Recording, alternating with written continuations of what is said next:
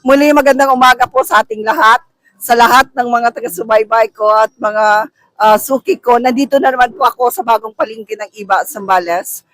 At medyo masama pa rin ang pakiramdam pero kahit papano, we have to work every day kasi para sa ating may mga umaasa, minsan naisip natin kahit medyo may nararamdaman tayo, kailangan baliwalain because of those persons or people na we are supporting para mabuhay lang. Sa umagang ito, muli ko ipapakilala ang mga isda. Meron akong pinalog, anulingan, papakol, sniper, bikilya, balake, dalagang bukid, medyo marami ako dito ngayon, at lapu-lapo. Meron din po akong labahita, maya-maya, eel or palos, and galanggutang or cuttlefish. Sa lahat ng aking mga sumasubaybay, mga suki ko na nanonood ngayon, please, I'm asking your support once again to follow or subscribe my page. And please, subscribe my YouTube channel kasi bago pa lang po tayo doon. Kailangan ko po ang inyong suporta. Mag-subscribe po tayo sa YouTube channel.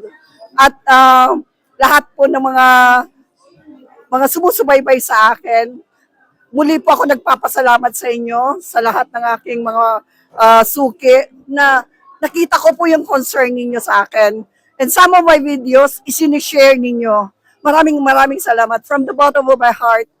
Hindi ko kayang ipaliwanag ang pasasalamat at kasiyahan that every time I posted a certain caption na may nararamdaman ako. Lots of comments were there giving their sympathy.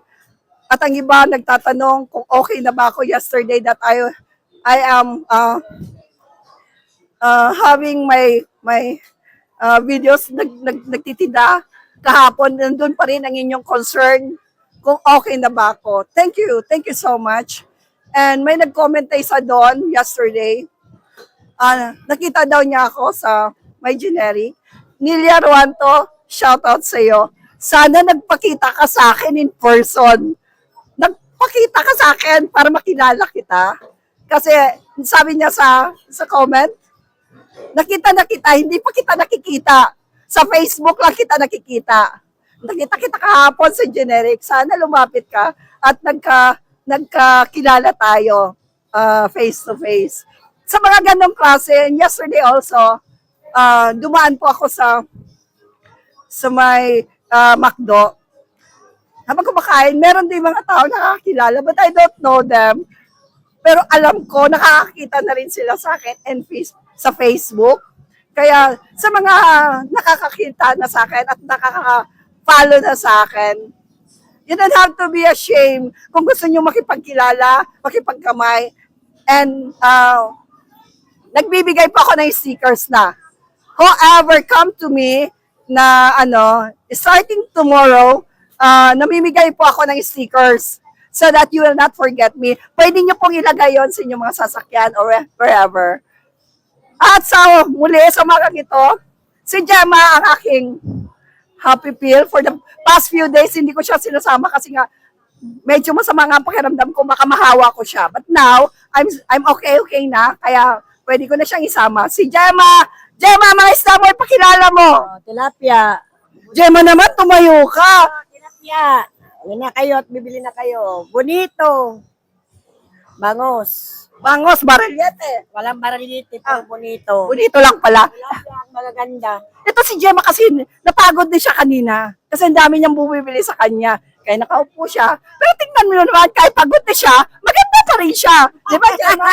Oh, dati hindi nakalipsig, ngayon nakalipsig na. Kasi alam niya, nanonood ang mamahal niya sa buhay niya. Ay, Diyos ko po. Di ba, Gemma? Oo, hindi lang siya, buong mundo na. Gemma, wag naman ganun. Para naman O, lahat, marami na. Maliitan pa lang po tayo, maliitan. Hindi pa masyado. Lahat na nanonood, kitang-kita na tayo. Kaya pumunta na kayo mamili ng isda dito sa palengke. Diba? Magaganda ang isda natin. At ang aking tindera, gusto ko yung ipakilala sa inyo. Neng! Come here. Siya yung pinagkakatiwalaan ko dito pag masamang pakiramdam ko. O, si Nineng, siya yung tindera ko na matagal na pinagkakatiwalaan ko dito. Neng, sa pagtitinda mo dito, pag nilinis mo, anong masasabi mo? Okay lang naman, te, kasi kinuha mo uli ako. At least nakakatulong po kayo sa akin sa pang-araw-araw po namin. Okay. Si Nining mabait yan. Alam na niya lahat ng gagawin. Pagka medyo masamang pakiramdam ko, nakahiga na lang ako dyan. Siya lahat gumagalaw, siya nagpe-pressure siya lahat. At minsan, kakausapin siya ng mga suki ko. O nasaan yung vlogger na nakikita namin? Sa kanya ako tatawagin, te, meron kang follower dito, babango na lang ako. Ganon. At least, nakikita natin lahat na sa ang araw-araw nating buhay, although mahirap, nagsusumikap tayo. But let us not forget that God is always here beside us. Ako, yun ang nagpapalakas sa akin. Sometimes nagkakaroon ako ng discouragement. Problems come along the way. But I know that God is here to support me and guide me in everyday life. At minsan nakikita ko yung kakayanin ko pa ba to? Hanggang kailan ako magtitinda? Hanggang kailan ako magbablog? Hanggang kailan ito matatapos? But God always telling me, magpatuloy ka lang and I will do the rest. Minsan may mga hadlang, minsan may mga discouragements, may mga problema, but let us not forget that God is the solver of all our problems. Siya ang kalutasan ng lahat. And sa lahat ng sa panahon na ako'y nakahiga nung hindi ko na talaga kaya, I'm telling God, bahala ka na. Kung anong gusto mong gawin sa akin, Lord, I am just your steward. Susunod na lang po ako kung anong gusto niyong gawin. Okay? So, before we sleep and when we wake up in the morning, let us not forget to thank God and ask His guidance always. And muli po, magandang umaga sa ating lahat and God bless everyone. Magandang umaga, muli nandito po tayo sa bagong palengke ng Iba Zambales. At ngayon, kagaya ng ipinangako ko, na ang lahat ng pwesto ng isdaan sa palengke ay ipapakilala ko ang lahat ng tindera as well as ang kanilang mga paninda upang makita ng lahat ng nanonood sa aking mga followers, mga taga-subaybay at sa ating mga suki. Makikita nyo na dito ako ngayon sa palengke at sa pwesto ni Ate Wadang. Si Ate Wadang, okay, te, ikaw magpakilala ng iyong mga isda. Buhay na buhay ang tilapia. Meron po kaming tindang bangus po na galing Palawig, Kids.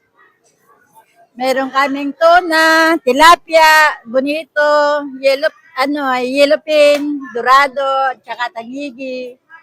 Tuna po ang the best po ng dito sa Zambales. At ngayon, sa Tiwadang, galing pa siya sa na palengke. Ilang taon na po kayo nagtitinda? Matagal-tagal na din. Nag-stop ako noon. Nag-asawa ako, nag-stop na ako. Hanggang sa nagpa-high school ako, nagtuloy ako ulit na magtinda. Anong masasabi ka sa pagtitinda ninyo? Nakakaraos kahit pa paano. Nalulugi pa minsan-minsan. Ano po?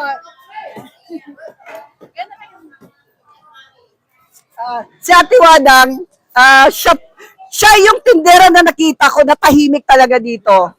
Sometimes sa aming mga tindera, makita mo, minsan may panahon na gumagala kami, nakikiosyoso, pero to, si ate, hindi ko siya nakikita ganun. Tahimik siya na tindera at napakabait. So mga suki ko, inanyayahan ko na po kayo na pumunta dito sa palengke ng Iba Zambales at mamili na po tayo ng mga panindang isda ni Ate Wadang. Kasi napakamura po dito ng mga isda niya. So, sa umagang ito, magandang umaga sa lahat ng mga taga-subaybay at followers. And God bless everyone. Muli, magandang umaga sa ating mga taga-subaybay, sa aking mga suki. Nandito na naman po tayo sa bagong palengke ng Iba Zambales. At muli, kagaya ng po yung pangako ko sa inyo, i-advertise natin ang palengke, ang lahat ng pwesto ng mga isdaan at ang lahat ng mga may-ari upang makilala ng lahat ng aking taga-subaybay, ang lahat ng may-ari ng palengke ay ng isdaan, may mga pwesto sa isdaan na to. Ito si Jeric. Dati kilala ko to. Unang nakita ko to sa tabing dagat sa Malintabog, Ambawan, kung saan po ako nakatira. Tapos, nung nag-asawa na siya, sa isang kapitbahay namin, nakita ko kung paano sila nag-bloom sa kanilang negosyo. From being a single no, na nagtitinda o nagbibigay lang ng mga isda sa mga talipapa, sa mga komersyante. Ngayon, alam niyo po ba, sa Malintabog, siya ang may pinakamaraming bangka sa amin at nakabili na rin siya ng isang truck. Ngayon, papakilala ko sa iyo si Jerry. Nagsisikap pa rin. Pakilala mo ang isda mo, Jerry. Ito, isda namin. Bili na kayo. Ang kanyang mga isda, baralyete, tilapia, bangos, dorado, tanige. Si Jeric, may bagoong pa daw. Si Jeric ay medyo mahihain. Hindi siya masyado makapagsalita. Ano masasabi mo sa pagtitinda mo ng ilang taon dito? Ayos naman. At paano nakakabinta naman. Actually, si Jeric, dati ito binata pa to. Medyo payat to eh. Nung mag-asawa, tingnan mo katawan. Iba talaga kapag may nag-aalaga, no?